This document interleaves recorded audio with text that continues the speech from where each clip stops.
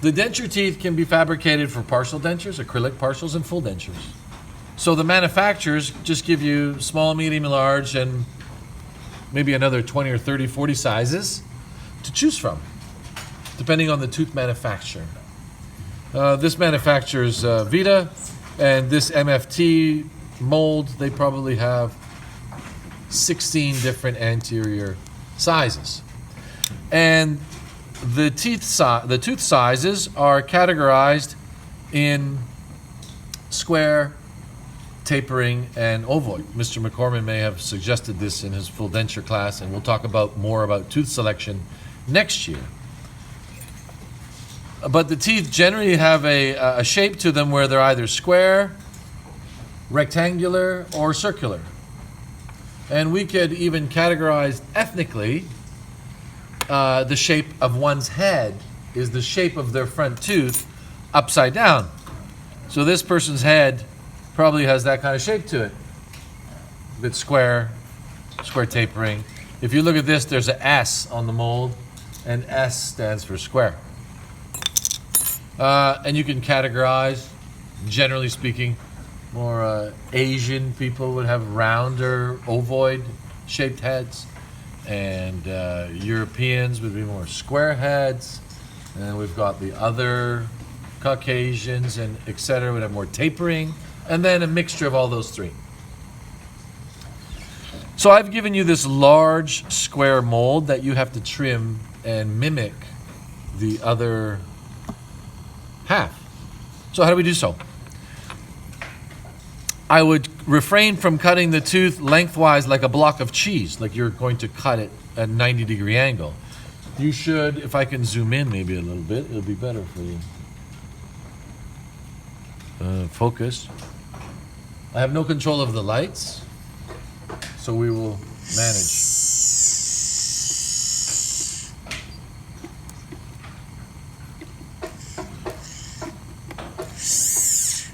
So I'm going to use a tapered burr. You can use this smaller one, or you would use a more of a flame-shaped one that fits in your handpiece. That's the one I would preferably to use, but this is the only one that Carrie could find for me.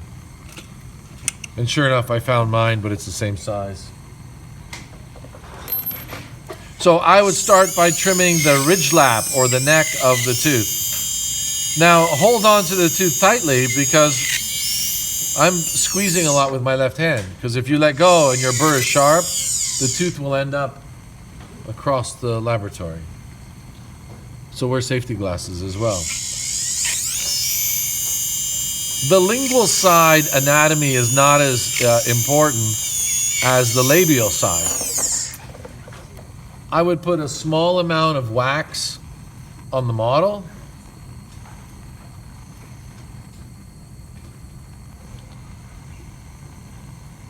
Try to refrain from putting a whole sheet of wax, because the wax will just get in your way. So I want the tooth to sit intimately with the stone model. So how does the length look? Better? Yes. But what happens is when I turn it this way, what do you think? It's too facial. So now I need to get this inwards, or lingual, without losing any of the length, because I've got to mimic the length of the gingival margin of 1-1 and 2-1 should be the same length, or very close to the same length. And this will be really noticeable in our next project, number 2.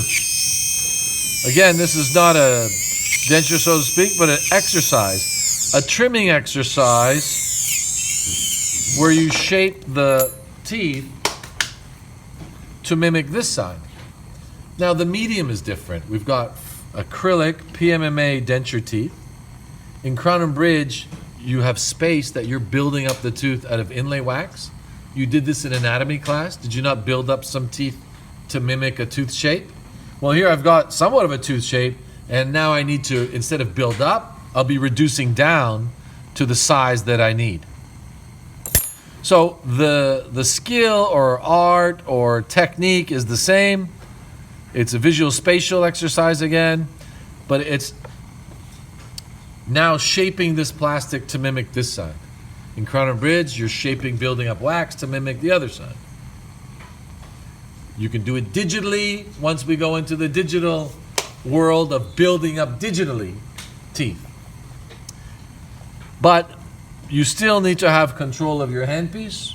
I would see most of us are beginners or intermediate or novice, that we need to be accustomed with the foot pedal. So I would set the speed at maximum on my handpiece, and then I can adjust the speed of, and I usually don't go high speed, I go a little bit slower.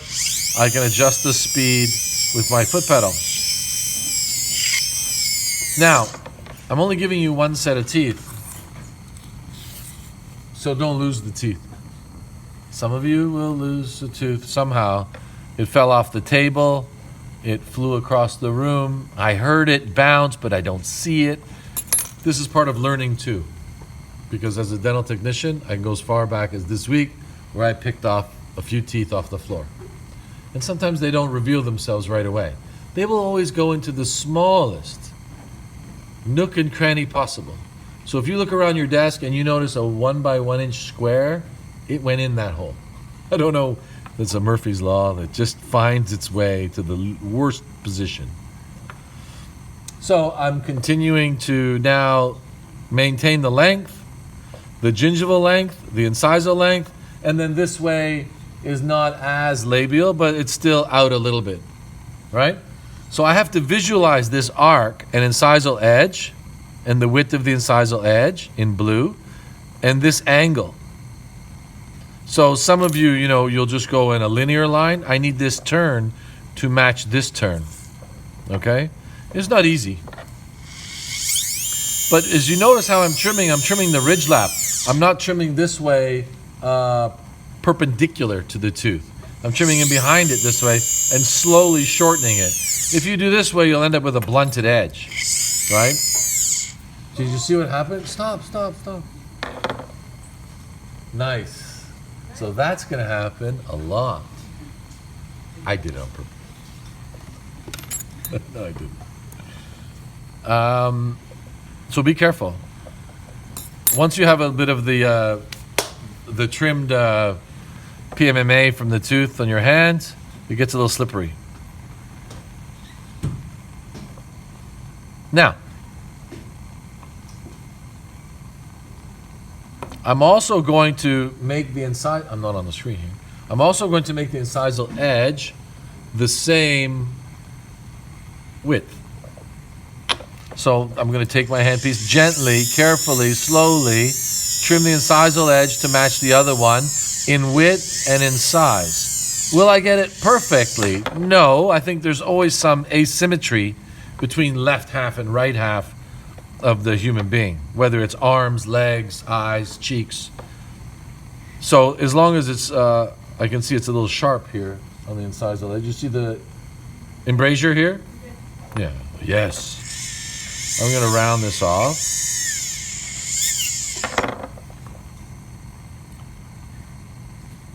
So this is somewhat of a crown and bridge class now. We've got denture teeth acting as the prosthetics, and I've got a shape or anatomy class, shape the other side.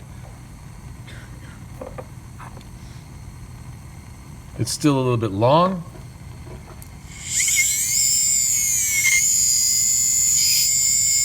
And I'll take a little bit more. So I'll do a few more teeth quickly, as to give you people more time to finish yours. Now, while I'm on the discussion of finishing, we don't have to wax a full flange, but you will wax above the gingival margin to replace the missing bone here in blue line. I have some finished here from last year. You can see I'll leave them up at the front to give you a guide of how much wax to put on here, and then carve as you did in your dentures, the same gingival margin height to match the other side. The same buccal corridor as the other side, this side to match this side.